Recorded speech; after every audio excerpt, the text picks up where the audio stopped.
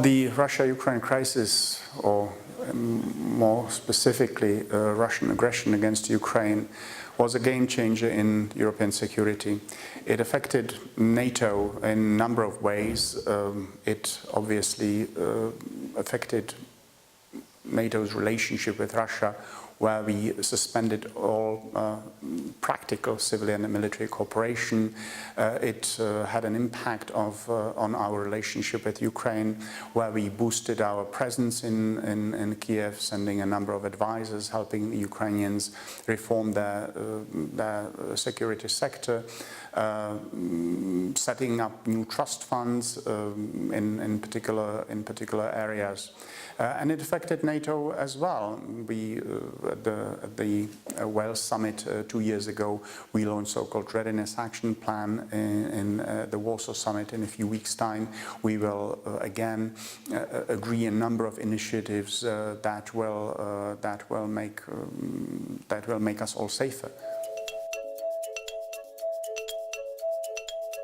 First of all, the enhanced forward presence, deployment of 4 multinational battalions in the Baltic members and Poland. We will have a new commitment to cyber defense. We will launch a new program for Ukraine of support and cooperation with Ukraine called Comprehensive Assistance Package. It is all geared towards helping Ukrainians reform and boost their defense capabilities.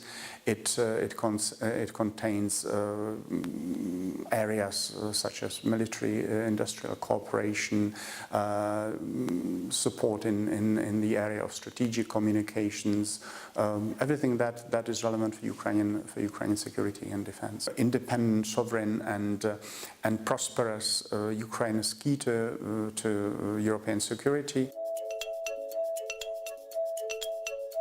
If there is a decision to provide lethal military aid, it will be a decision not of NATO but of individual member countries. Some countries provide already significant assistance. Some even train Ukrainian forces. So it's not really a question for NATO, but NATO collectively does already quite a lot.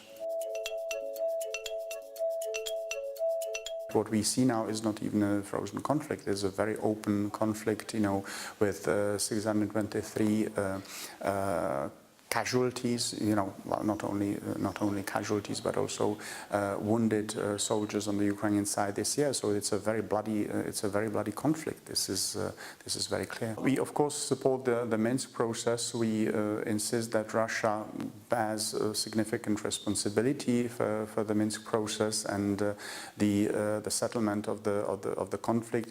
We will never recognize illegal and illegitimate annexation of Crimea. Our policy is very clear on that in that respect.